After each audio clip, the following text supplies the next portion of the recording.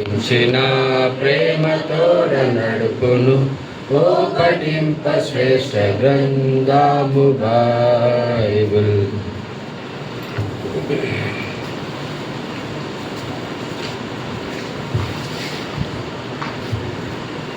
మనం వల్ల సమీపించిన కనుక వాక్యానుసారంగా మనం పరీక్ష చేసుకొని వలలో చేరవేయడానికి ప్రభు మనకు సహాయపడేదాక. జకర్యా గ్రంథము 2వ అధ్యాయం. మనం ఈ అధ్యాయం మొత్తం కూడా మార్చి చదువుకుందాం. జకర్యా గ్రంథము 2వ అధ్యాయము మొదటి నుంచి 13 వాక్యాలు ఉన్నాయి. వాక్యాలన్నీ కూడా మనము మార్చి చదువుకుందాం. మేము ఈ భాగంలో స్పష్టంగా చదవాలని మనవి చేస్తున్నాం. మరియు నేను తేరి చూడగా కొలమానులు చేత పట్టుకొని ఒకడు నాకు కనబడెను.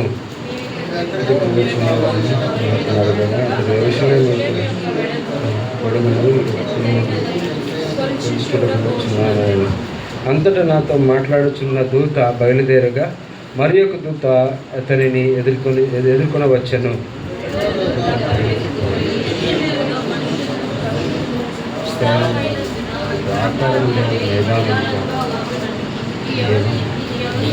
తెలియజేయమని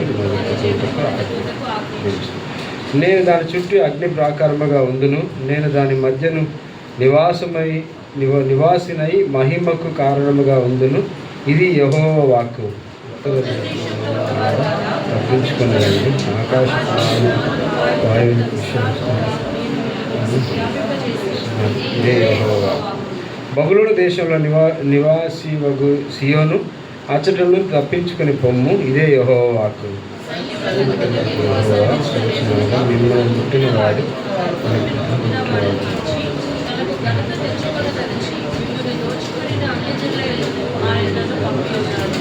నేను నా చేతిని వారి మీద ఆడించగా వారు తమ దాసులకు దోపుడు సొమ్మగుదురు. అప్పుడు సైన్యములకు అధిపతి యెహోవా నన్ను పంపి ఉన్నాడని మీరు తెలుసుకుందురు. సంతోషంగా పాటలు యెహోవా. ఆ దినమున అన్యజనులు అనేకులు యెహోవాను హత్తుకొని నాకు జనులగుదురు. నేను మీ మధ్య నివాసము చేతును. అప్పుడు యెహోవా నన్ను మీ వద్దకు పంపి ఉన్నాడని మీరు తెలుసుకుందురు.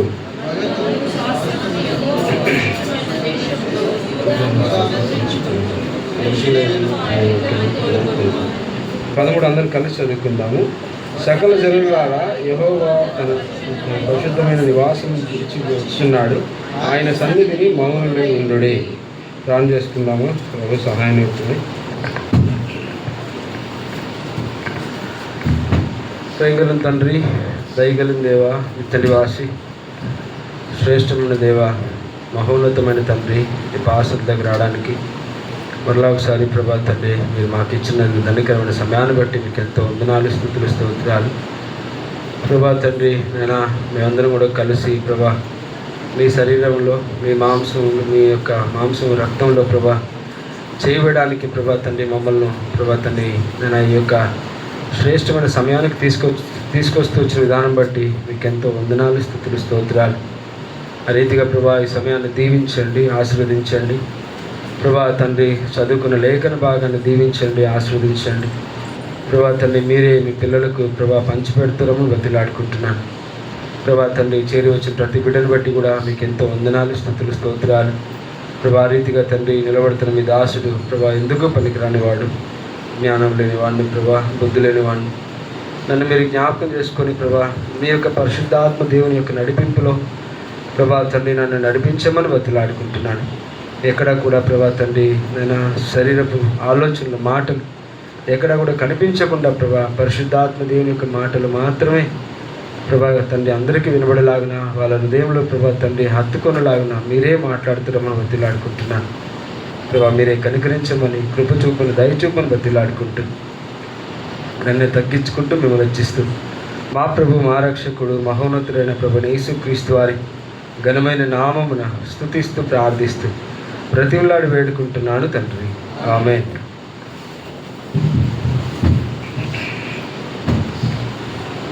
మనం చదువుకున్న ఈ భాగము ఇప్పుడు లేటెస్ట్గా ఇజ్రాయెల్ దేశంలో జరుగుతున్న ప్రాముఖ్యమైన విషయం. ఎందుకంటే వాళ్ళు కూడా మందిరం కట్టాలని, మూడవ మందిరం కట్టాలని ఎంతోగానో ప్రయాసపడుతున్నారు. దానికోసం యుద్ధం జరుగుతూ ఉండేది. అక్కడ డోమ్ ఆఫ్ ద రాక్ అని ఒక ప్రాంతం ఉంది. ఆ ప్రాంతం కోసమే యుద్ధం జరుగుతూ ఉంది. ఆ ప్రాంతంలోనే, ఆ స్థలంలోనే మందిరం కట్టాలని ఇజ్రాయెల్ దేశము వాళ్ళు ఆరాటం. ఆ ప్రాంతం అది మాది అని చెప్పానని వాళ్ళు, పాలెస్టైన్ వాళ్ళు కూడా యుద్ధం జరుగుతుంది సేమ్ ఆ ప్లేస్ కోసమే. ఇక్కడ మనం ఈ 2వ అధ్యాయం చదువుతున్నప్పుడు ఏంటంటే, ఈ అధ్యాయం అంతా కూడా యెరూషలేములో మందిరము కట్టడానికి ఒక సిద్ధపాటు, ఒక ఏర్పాటు జరుగుతూ వస్తుంది. ఇది ప్రాముఖ్యంగా ఈ అధ్యాయంలో చూసుకుంటే మందిరము కట్టబడుతుంది. ఆ మందిరంలో అనేక జనాలు వస్తారని, ఈ మందిరంలో కూడా దేవుడు అనేక రకాలుగా ఆయన వాగ్దానాలు చేస్తుండడం కూడా మనము చూస్తూ వచ్చాం. ఇక్కడ ఈ అధ్యాయంలో మనం నేర్చుకునే పాఠం ఏంటి, ఈ అధ్యాయంలో మనము తెలుసుకోవాల్సిన ప్రాముఖ్యమైన విషయం ఏంటి అనేది మనం ఆలోచన చేస్తే, మనకు కూడా ఈ యొక్క యెరూషలేమును కూడా మనము కట్టుకోవాలనే ఒక ఉద్దేశం మనకి కూడా రావాలి. ఆ ఇజ్రాయెల్ దేశంలో ఉన్న యూదులకు ఉన్న ఆ యొక్క ఆరాటం, వాళ్ళకున్న తపన, వాళ్ళకున్న ఆసక్తి, వాళ్ళకున్న భారం, వాళ్ళకున్న యూనిటీ మనకు కూడా రావాలి. ఎందుకంటే వాళ్ళతో మనము సహ పౌరులంగా ప్రభు మనలను ఏర్పాటు చేసుకొని ఉన్నాడు. వాళ్ళు ఇంకా ప్రభుని ఎరగకుండా ఉండొచ్చేమో, కానీ మనకు తెలుసు ప్రభు మనకు ఎవరు అనేది మనకు బాగా తెలుసు. కొంతమంది వాళ్ళలో గుర్తించిన వారు ఉన్నారు, గుర్తించలేని వారు కూడా ఇప్పటికీ ఉన్నారు. ఇంకా చెప్పాలంటే యెరూషలేము యొక్క ఆ యొక్క ఇజ్రాయెల్ దేశంలో ప్రతి ఒక్క పాపానికి ఉన్న ప్రాముఖ్యమైన, అంటే ద హెడ్ క్వార్టర్ అనేది ఏంటంటే ఇజ్రాయెల్ దేశంలో ఉంది. ఏ పాపమైనా సరే, ఏ రకమైన విధానమైనా సరే దాని హెడ్ క్వార్టరు ఇజ్రాయెల్ దేశంలోనే ఉంది ఇప్పటికీ. కానీ వాళ్ళు అవన్నీ గుర్తించరు. కానీ వాళ్ళకి ఒకటే ఆరాటం ఏంటంటే, మా దేవుడికి మేము అందరము కట్టుకోవాలి. ఇది ఒక ఆరాటం వాళ్ళలో కనిపిస్తుంది, ఈ యొక్క తపన వాళ్ళలో కనిపిస్తుంది. వాళ్ళు యూనిటీగా ఉంటారు. వాళ్ళు చెప్పాలంటే వాళ్ళ టెక్నాలజీ వేరు, వాళ్ళ విధానం వేరు, వాళ్ళ ఆలోచన వేరు, ఇవన్నీ కూడా వేరు వాళ్ళకి. కానీ మనలను కూడా ప్రభు ఏం చేసినాడంటే, వాళ్ళకి ఇచ్చిన అదే ఒక టెక్నాలజీ పరంగా, అదే ఒక బ్రెయిన్ ప్రకారంగా మనకు కూడా ఇచ్చినాడు. కానీ మనం ఏం చేస్తామనంటే, మనము అంత మనం ఆలోచన చేయలేము. ఎందుకు ఆలోచన చేయలేమంటే, మనకు ఉండే విధానం ఏంటంటే, ఇక్కడ 7వ అధ్యాయంలో ఒక మాట, రెండో అధ్యాయం 7వ వాక్యంలో ఒక మాట ఉంది చూడండి.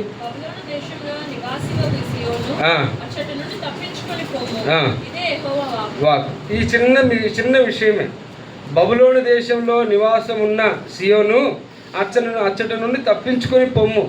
ఇది ప్రాముఖ్యమైన విషయం. ఇది చిన్న వాక్యమే కానీ ప్రతి ఒక్కరి జీవితంలో కూడా మనకి ఎందుకు ఈ ఆరాటం రావట్లేదు, మనకెందుకు ఈ ఆసక్తి రావట్లేదు, మనకెందుకు ఈ భారం రావట్లేదు, మనకెందుకు దేవుడు మనకిచ్చిన ఇంత గొప్ప శ్రేష్టమైన స్వాస్థ్యంను మనము విస్తరింప చేయాలని, మనము ఇంకా అనేక జనుల్ని మనము ఈ యొక్క మందిరంలోకి తీసుకురావాలని మనకు ఈ ఆరాటం రావట్లేదు అని అంటే, మనం ఇంకను ఎక్కడున్నామంటే బబులోనులో ఉన్నామంట. బబులోను అంటే ఏంటి, అర్థం ఏంటంటే అది పాపమునకు ప్రాముఖ్యమైన స్థలం. అది ఇంకా చెప్పాలంటే బబులోను అంటే ఏంటంటే, అక్కడ ఇంకా మనం చూస్తే బబులోను విగ్రహారాధనకి స్థలం, బబులోను ఇంకా చెప్పాలంటే జీవపు డంబానికి స్థలం, బబులోను ఇంకా చెప్పాలంటే గర్వమునకు స్థానం, బబులోను ఇంకా చెప్పాలంటే అక్కడ ఇంకా నేను అనే కాన్సెప్ట్ అక్కడ కనబడుతుంది బబులోను. అందుకే బబులోను నుంచి అక్కడ నుంచి పారిపోము అంటున్నాడు. ఎందుకంటే మనం బబులోనులోనే ఇంకా ఉన్నట్లయితే, బబులోనులోనే మనం ఇంకా జీవిస్తున్నట్లయితే, బబులోని కార్యములే మనలో కనిపిస్తున్నట్లయితే మనకు ఆరాటం రాదు, మనకు ఆసక్తి రాదు, మనకు తపన రాదు, మనకు ఉద్దేశం రాదు, మన దేవుని యొక్క విధానం ఏంటో మనం తేరి చూడలేము. అందుకే మొదటి వాక్యంలో ఏమని రాయబడుతుందంటే, మరియు నేను తేరి చూడగా కొలమాలు చేత పట్టుకుని ఒకడు నాకు కనిపించను. ఇక్కడ కొలమానులు అంటే అక్కడ కొలత చేసే అతను కనిపించినాడు. ఏంటి ఆ కొలత చేశాడంటే, దేవుని మందిరం కట్టే ఒక అతను, దేవుని మందిరం కోసం స్థలమును కొలమానం చేసే అతను కనిపిస్తున్నాడు. మరి మనం ఏ రకంగా తేరి చూస్తున్నాం? మనం ఎంతకాడికి కూడా మనం తేరి చూసే విధానంలో మనకి ఏం కనిపిస్తుంది? దేవుని ఉద్దేశం కనిపిస్తుందా? లేకపోతే ఇంతకీ మనం తేరి చూస్తున్నామా లేదా? అది కూడా మనం ప్రాముఖ్యంగా మనము ఆలోచన చేయాల్సిన ప్రాముఖ్యమైన విషయం. ఎందుకంటే మనం ఏం తేరి చూస్తున్నాం? బబులోని మాత్రమే తేరి చూస్తున్నాం. నేను అనే కాన్సెప్ట్ మాత్రం తేరి చూస్తున్నాం. మనం అనే కాన్సెప్ట్ లేదు. మనందరం ఒకటే అనే కాన్సెప్ట్ లేదు. ఒకవేళ ఇంటర్నల్గా ఉండొచ్చేమో, కానీ బయట క్రియల ద్వారా కనిపించడం లేదేమో. అది కూడా ప్రాముఖ్యమైన విషయమే. ఎందుకంటే నిన్న నేను ఒక మెసేజ్ వినేటప్పుడు ఆయన ఏమన్నాడంటే, కృప పొందినారు, బాగానే ఉంది, కానీ కృప పొందిన తర్వాత క్రియ లేదంట. అన్ని కృప చూసుకుంటుందిలే అనే ఆలోచనతో వదిలేశారంట. ఇప్పుడు ఇంకా మనకు అర్థమయ్యే విధానంలో చెప్పాలంటే, నోవాహు కృప పొందినాడు, బాగానే ఉంది. తన క్రియ ప్రకారంగా ఏం చేసినాడు? ఓడ కట్టినాడు. ఇది క్రియ. కృప పొందిన వాళ్ళందరూ కూడా క్రియ చూపించే విధానంలో అక్కడ ఓడ కట్టినాడు. అదేవిధంగా మనం మోషే కాలంలో చూసుకుంటే అక్కడ వాళ్ళందరూ కూడా కృప పొందినారు. కృప పొందిన విధానంగా ఏం చేసిన వాళ్ళు? ప్రత్యక్ష గుడారము కట్టినారు, అక్కడ క్రియ చూపించినారు. కానీ మనలో ఈ కృప పొందిన మనము క్రియ చూపించట్లేదు. ఏమనుకుంటామంటే, దేవుడు మనకు కృప ఇచ్చేసినాడు, ఆయనే జరిపించుకుంటాడు, ఆయనే చేస్తాడు, ఆయనే అన్ని చూసుకుంటాడు. మరి మనం చేయాల్సిన పని ఏమిటి అని అంటే, అది మనం తేరి చూసేవారంగా మనము లేవు. ఎందుకంటే తేరి చూడడానికి మనకు అవకాశాలు లేవు. ఎందుకు? మనం బబులోన్లోనే ఉన్నాం కదా, బబులోను దేశంలోనే ఉన్నాం కదా, ఇంకా మనం బయటికి రావట్లేదు కదా. మనం ఇంకా బబులోన్లోనే, ఇంకా అక్కడ ఆ ఒక విధానంలోనే మనం ఉన్నాం. అందుకే ఇక్కడ ఒక అతను అంటాడు, చూద్దామండి, యెషయా గ్రంథం 52:2లో చూడండి, ఒక మాట ఉంది.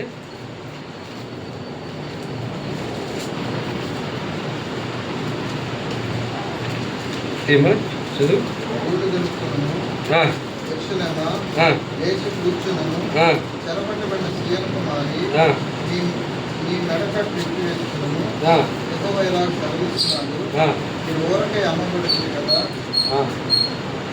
కాదన్నా, 52:2 అనుకుంటాను.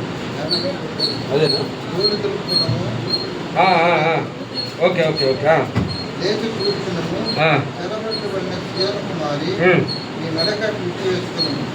చాలు. ఇప్పుడు చెరపట్టబడిన సియోను కుమారి, బబులోన్లో మనం చెరపట్టబడి ఉన్నామేమో. ఏ రకంగా చెరపట్టబడి ఉన్నాం? దుమ్ము అక్కడి నుంచి దులుపుకో, అక్కడి నుంచి లేచి బయటికి రా. అక్కడే ఉంటే ఎలాగా? ఇంకా విస్తారమైన జనాలు నీ ద్వారా ఇంకా రావాలి. ఈ యెరూషలేము కట్టబడాలి. కొలమాలను నేను సిద్ధపరిచి ఉన్నాను. ఇంకా చెప్పాలంటే ఇదే జకరియా గ్రంథంలో 1వ అధ్యాయం 16వ వాక్యం చదువుమా. జకరియా 1వ అధ్యాయం 16.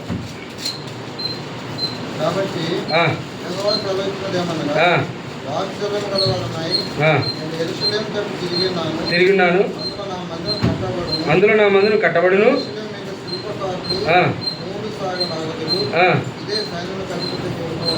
ఇదే యెహోవా. ఇక్కడ దేవుడు ఏం చేసినాడంటే, యెరూషలేము తట్టు తిరిగి ఉన్నాడు.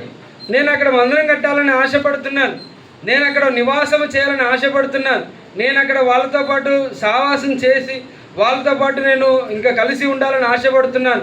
కానీ మనం ఏం చేస్తున్నాం అనంటే, బబులోన్లోనే ఇంకానే మనం ఏం చేస్తున్నాం?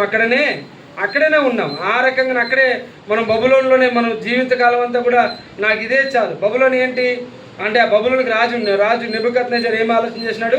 ఇంత మహాపట్టణం నేను కట్టినాను, నాది అని గర్వంతో ఏం చేసినాడు? విర్రవీగడం వల్ల ఏమైంది? అక్కడ అతని శిక్ష జరిగింది, సరే ఓకే. కానీ ఆ యొక్క విర్రవీగేతనం, ఆ యొక్క అతిశయపడేతనం, ఆ యొక్క గర్వం, ఆ యొక్క జీవపు డంబం, ఆ యొక్క తనకున్న ఒక ఇంకా చెప్పాలంటే అది ఆ యొక్క పాపము, ఇవన్నీ కూడా మనలో కనిపించినట్లయితే దేవుడు యెరూషలేము మందిరమును కట్టాలని ఉద్దేశం ఉంది. దేవుడు యెరూషలేము మందిరంలో ఉండే జనాలందరినీ కూడా పోగు చేయాలని ఉద్దేశం ఉంది. దేవుడు ఈ యొక్క జనాలు ఇంకా బబులోన్ నుంచి బయటికి రాకుండా అక్కడనే ఉన్నారు. వాళ్ళు బయటికి వస్తే, వాళ్ళు యెరూషలేము అక్కడ బబులోన్ నుంచి బయటికి వస్తే వాళ్ళని మరలా ఎవరైనా కానీ అక్కడ వాళ్ళని కానీ ఇబ్బంది పెడితే వాళ్ళని ఆయన ఏం చేసినట్టంట? ఇంకా చూద్దాం రండి. 2వ అధ్యాయము 8వ వాక్యం.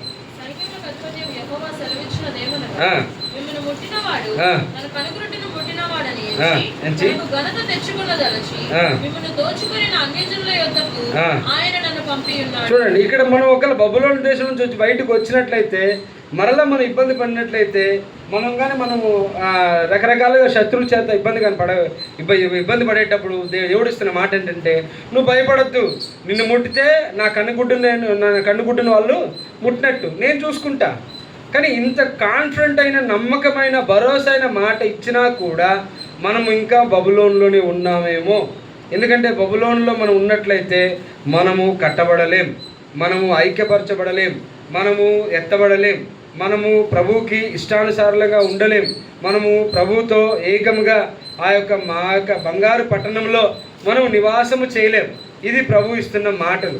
ఇంకా మనం బబులోనులోనే ఉన్నట్లయితే, బబులోను గురించి ఇంకో మాట ఉంది చూడండి.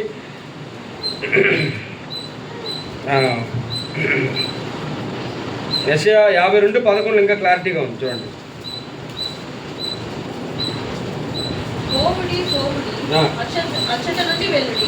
అపవిత్రమైన దేనిని ముట్టకుడి, దాని యుద్ధ నుంచి తొలగిపోవుడి.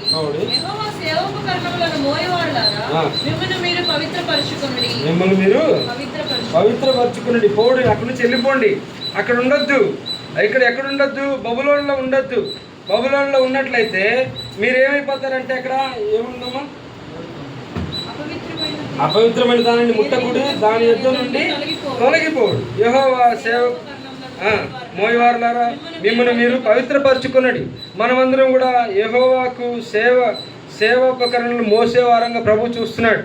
మనలను ఆ రకంగా దేవుని యొక్క ఉద్దేశమును మోయాలని, దేవుని యొక్క వాక్యానుసారమైన జీవితం జీవించాలని, దేవుని మందిరమును మోసేవారంగా దేవుడు అక్కడ మనల్ని ఏర్పాటు చేసుకున్నాడు. అందుకే వచ్చేయండి, అక్కడ ఉండొద్దు. మీరు నా యొక్క సేవోపకరణలు మీరు మోసేవారుగా ఉన్నారు, రండి బయటికి. ఎంత గొప్ప ఆధిక్యత, ఎంత గొప్ప ప్రాముఖ్యమైన మనకి ఇవ్వబడిన బాధ్యత. ఈ బాధ్యతను మనం గుర్తించట్లేదు. ఎంత గొప్ప శ్రేష్టమైన జీవితం. ఎందుకంటే భూమి ఆకాశంలో సృష్టించిన ఆ సృష్టికర్తని యొక్క మాటలను మనం మోయడానికి ప్రభువు నన్ను ఎన్నుకొని ఉన్నాడు. ప్రభు నన్ను ఏర్పాటు చేసుకుని వచ్చేయి, బబులోనులో ఉండొద్దు, అక్కడ ఉండొద్దు. నువ్వు అనవసరంగా నాశనమైపోతావు, ఇబ్బందులు పడతావు. నువ్వు నా సేవోపకరణలు మోసేవాడివి, నా దగ్గరికి వచ్చేయి. నేను ఎంతగా నిన్ను ప్రేమించినానో, నేను ఎంతగా నీ కోసం ప్రయాసపడ్డానో, నేను ఎంతగా నీ కోసం చేసిన త్యాగమును గుర్తించక ఇంకా నువ్వు బబులోనులో ఉన్నట్లయితే ఇబ్బంది పడతావు, ఖచ్చితంగా ఇబ్బంది పడతాం. అందుకే ప్రభు ఏమంటున్నాడంటే, వద్దు, వచ్చేసాయి. ఇంకో మాట అంటున్నాడు, చూద్దాం రండి. ఆ రకంగా మనం చూసుకున్నట్లయితే ఇర్మీయా గ్రంథము 48:20 కూడా ఇదే బబులోను గురించి మాట్లాడుతూ వచ్చినాడు. ఇర్మీయా గ్రంథం 48:20.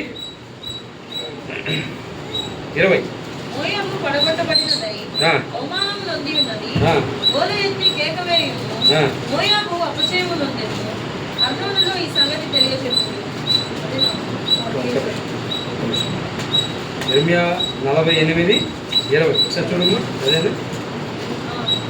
మోయాబు పడగొట్టబడినదై అవమానం నొంది ఉన్నది, గోల ఎత్తి కేకలు వేయును, మోయాబు అపజయము నొందెను, అర్నోనులో ఈ సంగతి తెలియచెప్పుడి.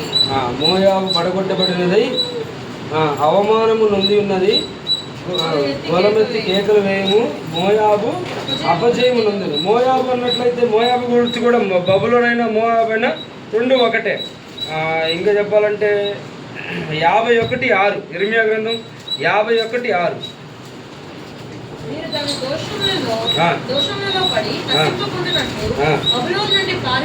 పారిపోవుడి,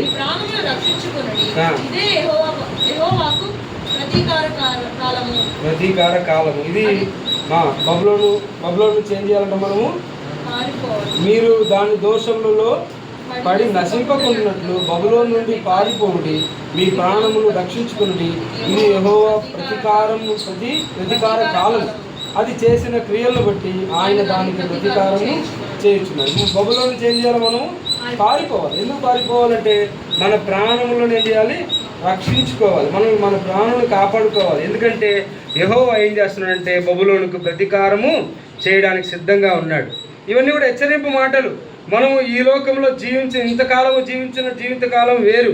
ఇంకా మీదట రాబో రోజుల్లో చాలా ఘోరమైన స్థితులు జరుగుతున్నాయి. మీరు గమనించారో లేదో, దేశంలో జరుగుతున్న అన్యాయాలు, దేశంలో జరుగుతున్న రకరకాల ఘోరాలు, ఇవన్నీ కూడా ఒక ఒక ఒక విధంగా మనం చూస్తున్నట్లయితే ప్రభు ఎంతగానో తీవ్రంగా ఉన్నాడు ఈ లోకానికి రావడానికి, ఎంతగానో ఆయన సిద్ధంగా ఉన్నాడు ఈ లోకానికి రావడానికి.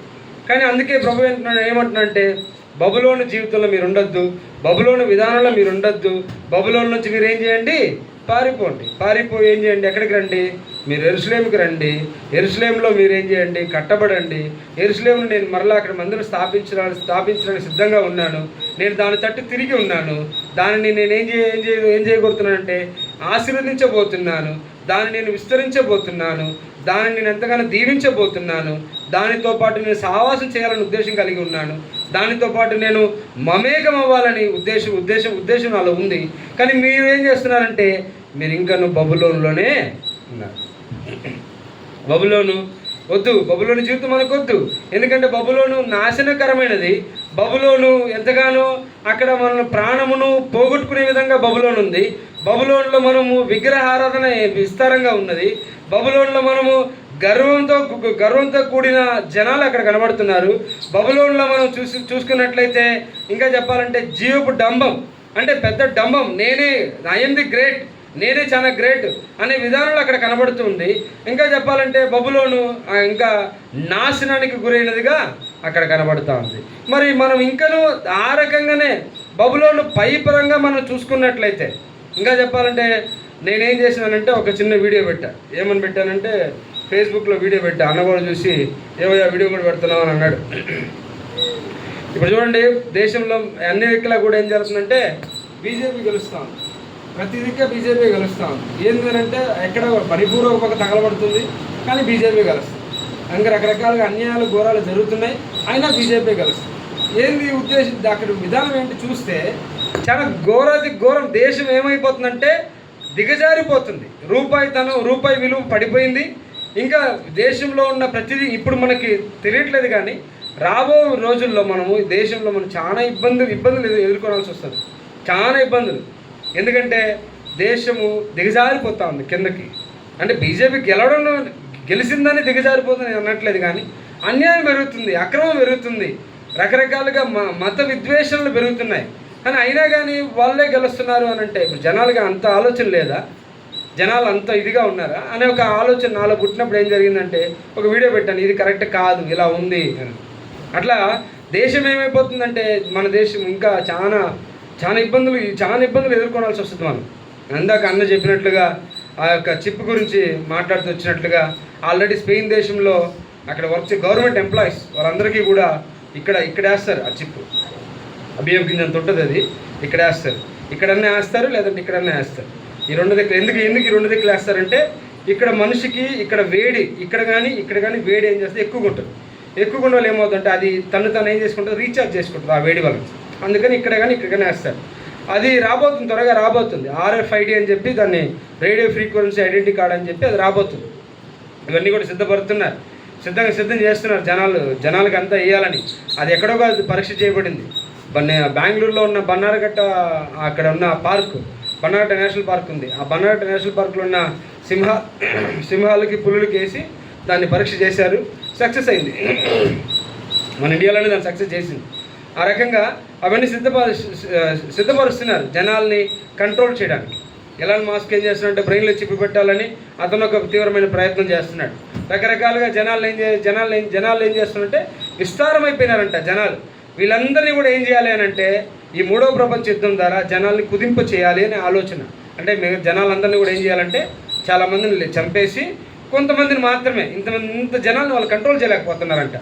వాళ్ళంతా కూడా ఇంత విస్తారమైన జనాలు, దాదాపుగా 800 కోట్ల మంది జనాలు ఉన్నారు. వీళ్ళందరినీ కూడా ఏం చేస్తున్నారంటే కంట్రోల్ చేయలేకపోతున్నారంట. అందుకని ఏం చేస్తున్నారంటే 3వ ప్రపంచ యుద్ధం తీసుకొచ్చి దాంట్లో సగం జనాల్ని లేపేసి మిగతా సగం జనాల్ని ఏం చేయాలి, వాళ్ళు కంట్రోల్గా పెట్టుకోవాలనేది వాళ్ళకు ఉద్దేశంగా ఉంది. ఎవరిది అంటే అది ఒక సంస్థ ఉంది, అది ఇల్యూమినాటి అని ఒక సంస్థ ఉంది. ఇవన్నీ కూడా మీరు చూడొచ్చు, యూట్యూబ్లో ఉంది, గూగుల్లో కూడా ఉంది, చూడొచ్చు. వాళ్ళు 13 మంది. ఆ 13 మంది ఏం చేస్తారంటే 13 రకాలుగా ఆయన గ్రూపులు, 13 రకాలైన డిపార్ట్మెంట్ హెడ్గా ఉంటారు. ఇప్పుడు బ్యాంకుకి సంబంధించినంతా కూడా ఒక హెడ్, ఆయన పేరు రోత్ సైల్డ్. ఆయన అన్ని బ్యాంకులకు ఆయన హెడ్. అదేవిధంగా ఆయిల్ సిస్టమ్, ఆయిల్ కంపెనీలన్నిటికీ కూడా ఒక అతను హెడ్. ఎంటర్టైన్మెంట్ అన్నిటికీ కూడా ఒక అతను హెడ్. ఎవరంటే అతని పేరు డిస్నీ వాల్ట్. అతను మీరు కూడా చూసుంటారు. అదే అతను చూసుంటారు, అతను ట్యాగ్ లైన్ చూసుంటారు మీరు, వాల్ట్ డిస్నీ ఆయన పేరు. వీళ్ళంతా కూడా ఒక్కొక్క డిపార్ట్మెంట్కి ఒక్కొక్క హెడ్ అనమాట. వాళ్ళందరూ 13 మంది, 13 డిపార్ట్మెంట్లు ఉన్నాయి. అంటే మెడికల్ డిపార్ట్మెంటు, తర్వాత వచ్చి అగ్రికల్చర్ డిపార్ట్మెంటు, తర్వాత వచ్చి రౌడిజము, తర్వాత వచ్చి ఆయిల్, తర్వాత వచ్చి ఇంకా ఈ రకంగా అన్ని 13 ఉన్నాయి. డబ్బు, బంగారం, ఈ రకంగా అన్ని డిపార్ట్మెంట్ వాళ్ళందరూ హెడ్ ఉంటారు. వీళ్ళందరూ కలిసి ఏం చేస్తారంటే దేశాన్ని ఏం చేస్తున్నారంటే రకరకాలుగా వెళ్తున్నారు అన్ని దగ్గర కూడా. మీరు గమనించారో లేదో, ఈ బ్యాంకులకు అన్నిటికి కూడా మన ఇండియాలో ఉన్న రిజర్వ్ బ్యాంక్ కూడా అతనే ఓనరు. ఎవరు? రోత్సెల్డ్ అనే అతనే. మీరు కాబట్టి గూగుల్లో సెర్చ్ చేయండి, ప్రతి బ్యాంకు అతనే కంట్రోల్ చేసేది. ఆ రకంగా దేశము నాశనానికి గురవుతుంది, ప్రపంచము నాశనానికి గురవుతుంది. మనం ఇంకనూ బబులోన్లోనే ఉన్నట్లయితే, మనం ఇంకనూ బబులోను విధానంలోనే ఉన్నట్లయితే, ఆ ఆలోచనలోనే ఉన్నట్లయితే, నేనే గొప్పవాడిని అన్న ఆలోచనలో మనం ఉన్నట్లయితే, మనం ఖచ్చితంగా యెరూషలేములో ఆ పరమ పట్టణంలో ఆయన అక్కడ మన కోసం సిద్ధపరుస్తున్న ఆ పరమ పట్టణంలో మనం వెళ్ళలేము. ఎందుకనంటే మనం ఈ బబులోను ఆలోచన ప్రకారం మనం జీవించినట్లయితే మనం వెళ్ళలేము. బబులోను నుంచి బయటికి రమ్మని ప్రభు ఎంతగానో ప్రాధేయపడుతున్నాడు. బబులోన్లో ఉన్నట్లయితే బయటకు వచ్చేయండి, మీరు ఉండొద్దని చెప్పి ప్రభు హెచ్చరిస్తూ ఉన్నాడు. అదే రకంగానే ఆ ప్రకటన గ్రంథం 18:4 కూడా ఇక్కడ ప్రభు మాట్లాడుతున్నాడు. ప్రకటన గ్రంథం నా ప్రజలారా, మీరు దాని పాపములలో పాలివారు కాకుండానట్లును, దాని తెగుళ్లలో ఏదియూ మీకు ప్రాప్తింపకుండినట్లును దానిని విడిచి రండి. చూడండి, మరియు ఇంకొక స్వరం వినపడింది. ఏమని వినపడింది అంటే, పరలోకం నుండి ఇలాగు చెప్పగా వింటిని, నా ప్రజలారా, మీరు దాని పాపములలో పాలివారు కాకుండానట్లు, దాని తెగుళ్ళలో ఏదియూ మీకు ప్రాప్తించకుండానట్లు దానిని విడిచి రండి. ఇది ప్రభు హెచ్చరిస్తున్న మాట. ఏమనంటే ఏంటంటే, దాంట్లో మీరు ఉండొద్దు. అది మిమ్మల్ని ఏం చేస్తుందంటే, ఆ పాపంలో మిమ్మల్ని పాలివారుగా చేస్తుంది. తర్వాత ఏం చేస్తుంది, మీకు దాంట్లో మీరు ఆ తెగుళ్ళలో మీరు కానీ ఇరుక్కున్నట్లయితే బయటికి మీరు రాలేరు. ఎందుకు రాలేరు అనంటే, అది మిమ్మల్ని ఏం చేస్తుందంటే కట్టడి చేస్తుంది. మిమ్మల్ని కట్టడి చేయడం మాత్రమే కాదు, కానీ మనల్ని ఏం చేస్తుందంటే అక్కడ ఈ ఇరకాటంలో తీసుకెళ్ళిపోద్ది. ఇంకా క్షమాపణ లేని విధంగా బబులోను మనల్ని ఏం చేస్తుందంటే కట్టేస్తుంది. ఇంకా చెప్పాలంటే కొన్ని ఉంటాయి, మీరు గమనించారో లేదో, ప్రతిదానికి కూడా కొన్ని పాపములకు మనము ప్రభు అయితే మనం క్షమిస్తాడు, కానీ కొన్ని పాపములను మనము వ్యక్తిగతంగా జనాల దగ్గర మనం ఏం చేస్తామంటే కొన్ని పాపములను చేసిన విధానం బట్టి మనం క్షమించలేము వాళ్ళని. ఎందుకంటే ఆ రకంగా క్షమాపణ లేని విధంగా కొన్ని పాపములు ఉంటాయి. అటువంటి విధానంలో మనం ఇరుక్కున్నాము అన్నట్లయితే క్షమాపణ మనకు దొరకదు. దొరకదు అన్నట్లయితే మనం ఇంకక్కడైనా ఏం చేయబడతాం, కుళ్ళి కుసించి నశించిపోతాం. ప్రభు దగ్గర క్షమాపణ ఉంది, కానీ ఈ యొక్క క్షమాపణను మనము పొందుకున్నట్లయితే, మనము విడిచిపెట్టి మనం బయటికి రాగలిగితే ఖచ్చితంగా ప్రభు దగ్గర మనకు క్షమాపణ ఉంది. ప్రభు ఏం చేస్తాడంటే మనలను తీసుకొచ్చి మనల్ని నీట్గా మనల్ని కడిగి పవిత్రపరిచి మనల్ని తీసుకెళ్ళి ఆ యెరూషలేములో మనలను కూర్చోబెడతాడు. ఆ మందిరంలో మనం ఆయనతో పాటు యుగ యుగములు కూడా మనము జీవించబోతున్నాం. యుగ యుగములు మనము ఆయనతో సంతోషంగా, ఆయనతో మనము సమాధానంతో సంతోషంతో మనము ఏలబోతున్నాం. ఇంకా మనము అక్కడనే ఉన్నట్లయితే, బబులోన్లోనే ఉన్నట్లయితే మనం ఇబ్బందులోకి వెళ్తాం. క్షమాపణ లేని జీవితంలోకి వెళ్ళిపోయినట్లయితే దాన్ని ఏమంటుంది, బైబిల్ ఏమంటుందంటే భ్రష్టత్వం అంటది. ఆ క్షమాపణ లేని జీవితం ఏమంటుందంటే భ్రష్టత్వం అంటది. ఆ రకంగానే ఆ భ్రష్టత్వంలోకి ఎవరు వెళ్ళినారంటే ఆయన బిలయాము వెళ్ళినాడు, ఆ భ్రష్టత్వంలోకి వెళ్ళినాడు. అదే రకంగానే ఆ భ్రష్టత్వంలోకే ఇస్కరియోతు యూదా వెళ్తూ వచ్చినాడు. వీరందరూ కూడా క్షమాపణ లేని విధానంలోకి వెళ్ళిపోయినారు. అక్కడ ఇస్కరియోతు యూదా ఆయన ఆలోచనలు చూస్తే ఒక్క క్షణము తనకు ఏమనిపించిందంటే చేసిన పొరపాటు గుర్తొచ్చింది, ఆ తప్పిదం గుర్తొచ్చింది. వెంటనే ప్రభు దగ్గరికి వెళ్ళి, పేతురు గారేమో వెంటనే వెళ్ళి ప్రభు దగ్గరికి వెళ్ళి క్షమాపణ పొంది ఆయన ముందుకు వెళ్ళిపోతూ వచ్చినాడు. కానీ ఇస్కరియోతు యూదా ముందుకు వెళ్ళలేని స్థితి, వెళ్ళలేక నేను చేసింది తప్పని చెప్పి వెళ్ళిపోయి ఊరేసుకున్నాడు. క్షమాపణ పొందలేని స్థితి. ఆ రకంగా ఇస్కరియోతు యూదా జీవితం మనలో కనుక కనిపించినట్లయితే మనము క్షమాపణ లేని స్థితిలోకి మనం వెళ్ళిపోతాం. ఆ రకంగా క్షమాపణ లేని స్థితిలోకి వెళ్ళిపోయినట్లయితే మనం ఇబ్బందులు పడతాం. మన జీవితాన్ని మనమే ఏం చేసుకుంటాం? నాశనం చేసుకుంటాం. ఎందుకంటే బబులోను ముందు చూడటానికి ఏమనిపిస్తుంది? మహాపట్టణంగా బ్రహ్మాండంగా కనిపిస్తుంది. దానిలో లేనిది, కొరత అనేది ఏమి ఉండదు, సమస్తం ఉంటుంది. దాంట్లో మంచి ఆహారం ఉంటుంది, మంచి నడవడికలు ఉంటాయి, ఆ రకంగా మంచి భవనాలు ఉంటాయి, మంచి ఐశ్వర్యం ఉంటుంది, మంచి ధనం ఉంటుంది, రకరకాల మంచి బాగా విస్తారంగా బాహాటంగా బ్రహ్మాండంగా ఉంటుంది.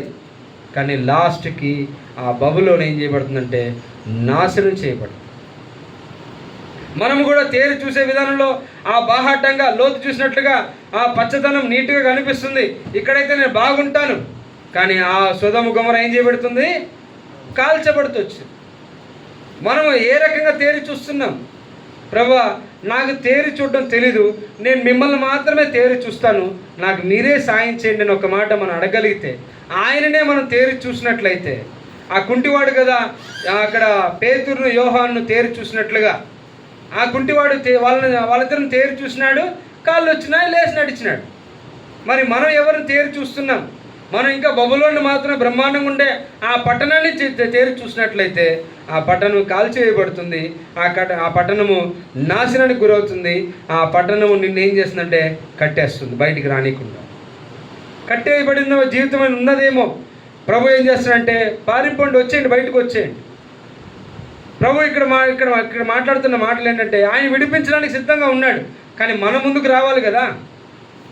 ఒక భక్తుడు ఇలా అంటాడు, ప్రభు అంట ఎవరిని కూడా బలవంతంగా పరలోక రాజ్యం తీసుకురాడంట. నీ ఇష్టం, చాయిస్ నీదే. పరలోక రాజ్యం ఇలా ఉంటుంది, ఇలా కష్టాల్లో ఉంటుంది, ఇబ్బందులు గుండానే వెళ్ళాలి. పరలోక రాజ్యం ఇస్తా బాగుంటుంది. అయితే నువ్వు బలవంతంగా రా, నువ్వు చేయబట్టుకుని బలవంతంగా తీసుకెళ్తాను రా అన్నా కానీ అలా చేయడంట ప్రభు. అలా చేయడు ప్రభు, అంత బలవంతంగా తీసుకురాడు. నీ ఇష్టం, నువ్వు వస్తానంటే నేను చేయబట్టుకుని తీసుకెళ్తా, నేను రాను ఇక్కడే ఉంటాను అంటే నీ ఇష్టం, అది నువ్వు అక్కడే ఉండు. ఆ రకంగా ప్రభు ఏం చేస్తాడంటే బలవంతంగా నిన్ను లాగట్లేదు, కానీ ఉన్న విషయము ఎగ్జాక్ట్గా వాట్ ఈస్ వాట్ అనేది క్లారిటీగా చూపిస్తున్నాడు. బబులోన్లో ఇంకా ఉన్నట్లయితే, ఆ బ్రహ్మాండంలోనే ఉన్నట్లయితే, ఆ విగ్రహారాధనలోనే ఉన్నట్లయితే, ఆ జీవపు డంబంలోనే ఉన్నట్లయితే, ఆ నేత్రాశలోనే ఉన్నట్లయితే, ఆ యొక్క ఇంకా చెప్పండి నేత్రాశ శరీరాశంలోనే ఉన్నట్లయితే నిన్ను ఖచ్చితంగా నన్ను విడిపించేవారు ఎవరు ఉండరు. మనం బయటికి వస్తేనే ఇంకా జకర్యా గ్రంథంలో ఆయన ఇచ్చిన వాగ్దానాలు, ఇదే యెహోవా వాక్కు, ఇదే యెహోవా వాక్కు అని చాలాసార్లు మాట్లాడుతూ వచ్చాడు. చూడండి జకర్యా గ్రంథం 2వ అధ్యాయం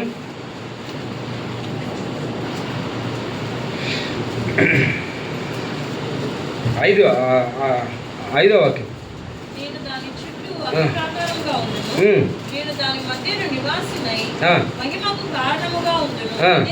ఇదే యెహోవా వాక్కు. చూడండి, దాని చుట్టూ ప్రాకారంగా ఉంటాను. నువ్వు బయటకు వస్తే నీ చుట్టూ నేను ప్రాకారం అయి ఉంటాను. నువ్వు బబులోను విడిచిపెట్టలేదైతే నీ మధ్య నేను నివాసం చేస్తాను, నేను నీతో పాటే ఉంటాను. ఇది యెహోవా వాక్కు.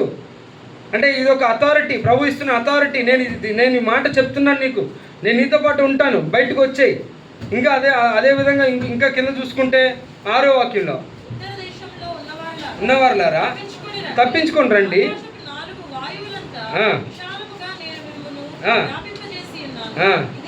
ఇదే చూడండి, ఆకాశంలో ఉన్న 4 వాయువులంతా విశాలముగా నేను మిమ్మల్ని వ్యాపింపచేసినాను, నేను వ్యాపింపచేస్తాను రండి. ఇది యెహోవా వాక్కు. ఇది మనకిస్తున్న వాగ్దానాలు ఎన్ని ఉన్నాయంటే అన్ని ఉన్నాయి వాగ్దానాలు. ఈ వాగ్దానాలు ఇంకా మనం 8లో సైన్యంలోకి అధిపత్యకు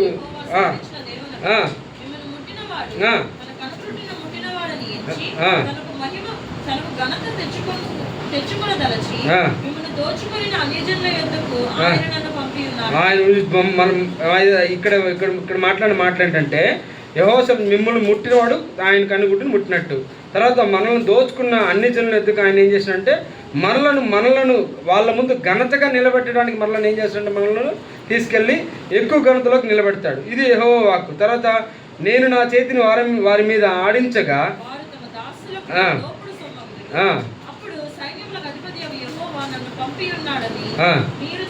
తెలుసుకుందరు. నేను వారి మీద ఏం చేస్తానంటే మనల్ని ఎవరైతే మనల్ని ఇబ్బంది పెట్టినారో, మనల్ని ఎవరైతే మనలను చాలా రకరకాలుగా కష్టాల్లోకి, బాధల్లోకి, శ్రమల్లోకి నెడుతూ వచ్చినారో వాళ్ళందరూ కూడా వాళ్ళు ఏం చేస్తారంటే వాళ్ళ దాసులకి వాళ్ళు ఏమైపోతారంట, వాళ్ళు దోపుడు సొమ్మవుతారంట. వాళ్ళ దాసులకి అంటే వాళ్ళ దగ్గర దాసులు ఉంటారు, అంటే వాళ్ళ దగ్గర బానిసలుగా ఉంటారు. ఆ బానిసలకి వాళ్ళు ఏమైపోతారంట, దోపుడు సొమ్ముడుగా మారిపోతారంట. అంటే మనలను కాపాడడానికి, మనలను ప్రేమించి, మనలను ప్రొటెక్షన్ చేయడానికి, మనలను ఎంతగానో విస్తరింప చేయడానికి, మనలను ఎంతగానో దీవించడానికి, మనలను ఎంతగానో ఆశీర్వదించడానికి ఆయన సిద్ధంగా ఉన్నాడు. ఇది యెహోవా వాక్కు అని అంటాడు. ఇంకా చెప్పాలంటే 10 చదువుమా. నేను వచ్చి మీ మధ్య నివాసము చేతును, సంతోషంగా నుండి పాటలు పాడుడి. సియోను నివాసులారా, నేను వచ్చి ఏం చేస్తాను, మీ మధ్యను నివాసము చేస్తాను, సంతోషంగా పాటలు పాడు. ప్రభు ఎంతగా ఏ ప్రేమతో పిలుస్తున్నాడంటే, మనకు సంతోషం లేదని, మనం ఇబ్బందులో ఉన్నామని, మన కష్టంలో ఉన్నామని, మనం ఇంకనూ ఇబ్బందులు, కష్టములు ఇవన్నీ ఎలా వస్తున్నాయంటే బబులోను ద్వారానే మనకు వస్తున్నాయని ప్రభు ఏం చేస్తాడంటే, బబులో నుంచి విడిచిపెట్టి బయటికి రండి, నేను మీ మధ్య ఉంటాను, నేను మీ మధ్య నివాసము చేస్తాను, ఇది నేను మీకు ఇస్తున్న మాట, అంటే ప్రమాణం, ఇది యెహోవా వాక్కు అని ప్రభు ఏం చేస్తున్నాడు, సెలవిస్తున్నాడు. ఇంకా చూడాలంటే ఆ దినమున అన్ని జనులు అనేకులు, చదమ్మా 11.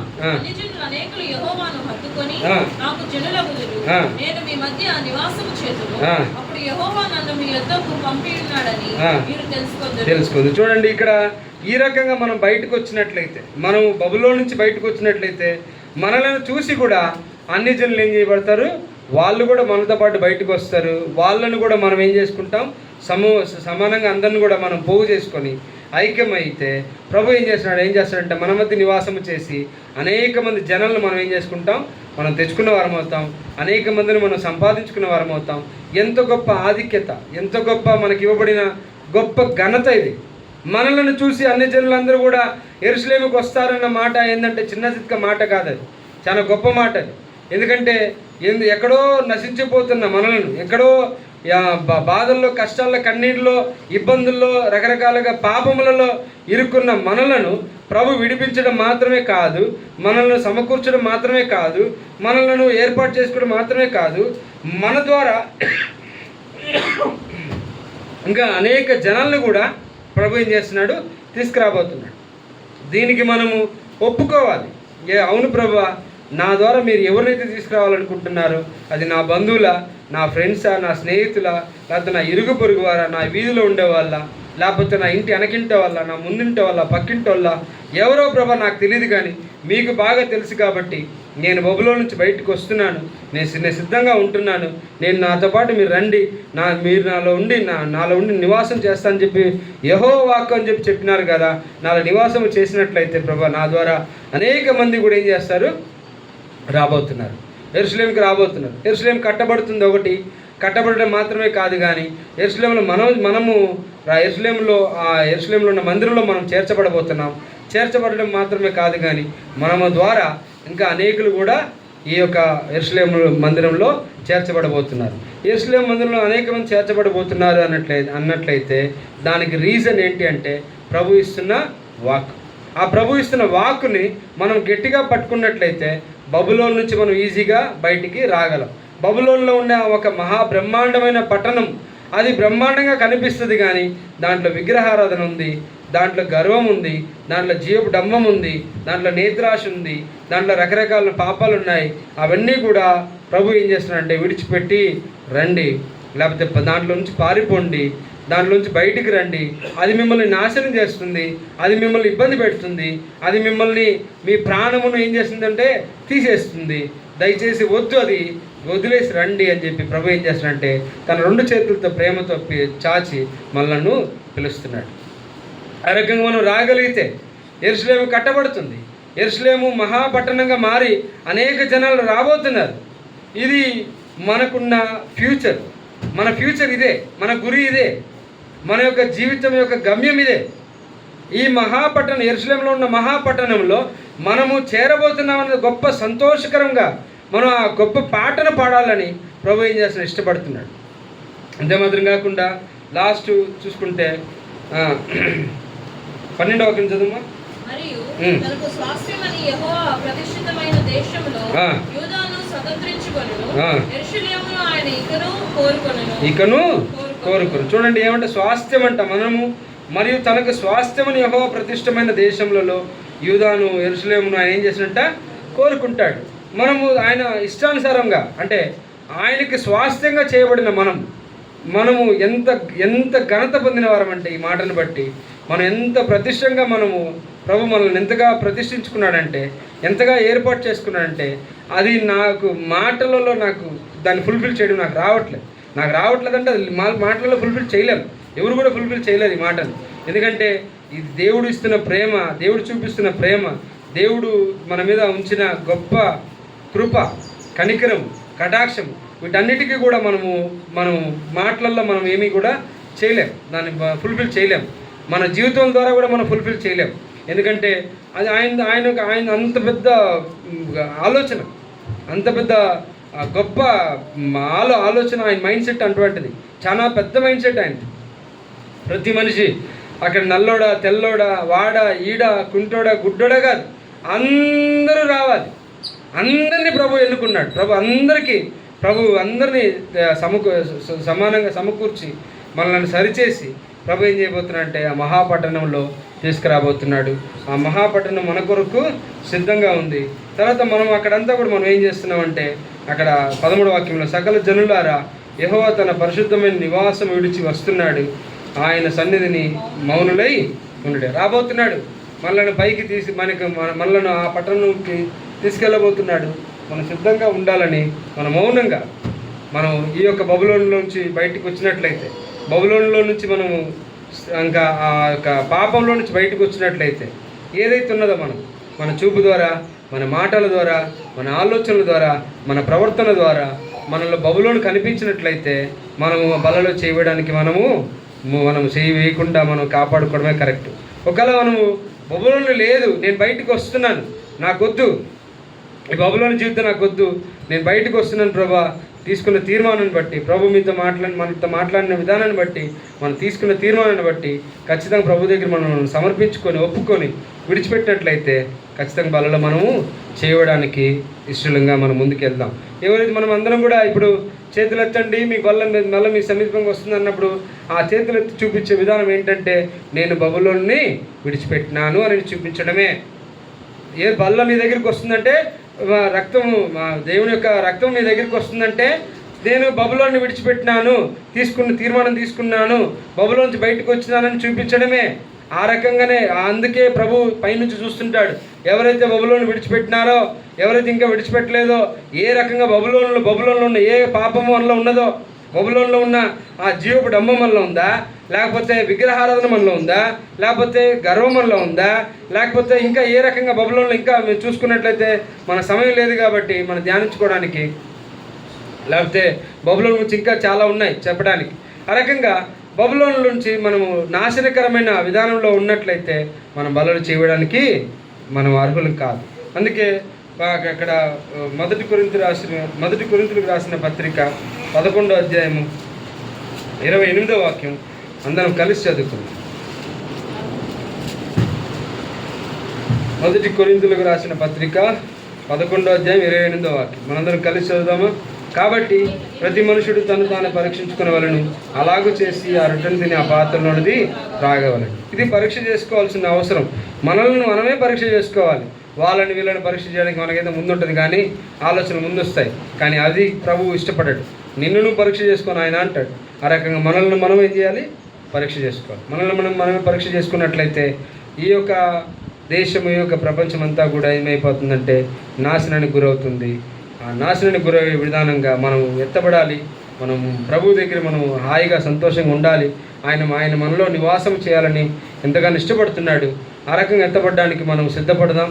ఇంకా బబులోను ప్రకారంగా మనం ఉన్నట్లయితే మనం ఒప్పుకుందాం, విడిచిపెడదాం. ప్రభు మనతో మాట్లాడినాడు కాబట్టి మాటలను బట్టి ప్రభా నాలో కూడా బబులోను ఉన్నది, ఈ బబులో నుంచి నేను బయటకు వస్తున్నాను, తీసుకున్న తీర్మానాన్ని ప్రభా నేను తీసుకుంటున్నాను తీర్మానాన్ని అని చెప్పి ఒప్పుకొని విడిచిపెట్టి ఆ రకంగా మనం పరీక్షించబడిన వారమై ఆ రకంగా మనం బలలో చేయి పెట్టినట్లయితే ప్రభువుకి అది సంతోషకరం. ఒకవేళ అలా తీర్మానం తీసుకోకుండా మనం బలలో చేయబెట్టినట్లయితే అది ప్రభువును మనము అవమానించినట్లు, ప్రభువును మనము ఇబ్బంది పెట్టినట్లుగా ప్రభు భావిస్తాడు. ఆ రకంగా ముందుకు వెళ్ళిపోదాం. ఈ 2 మాటలు దేవుడు దీవించి ఆశీర్వదించును గాక.